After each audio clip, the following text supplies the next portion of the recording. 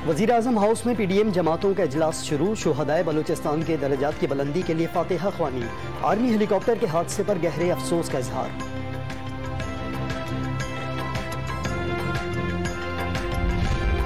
शहबाज शरीफ ने अवामी फलाह के मंसूबे रुकवा दिए। परवेज इलाही का इल्ज़ाम। वज़ीर आला पंजाब ने सैलाब मुतासर इलाकों को आफत ज़दा भी करार दे दिया।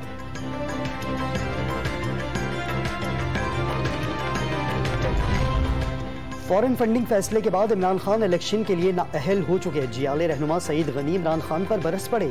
दावा किया कि सारी गैर कानूनी फंडिंग साबिक वज़ीर आज़म की मर्जी से चलती रही।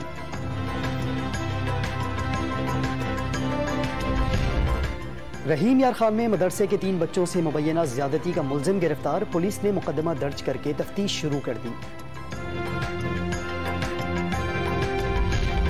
और सोने की फी तोला कीमत 3,500 रुपए कम हो गई। कमी के बाद फी तोला सोना 1,54,900 रुपए का हो गया।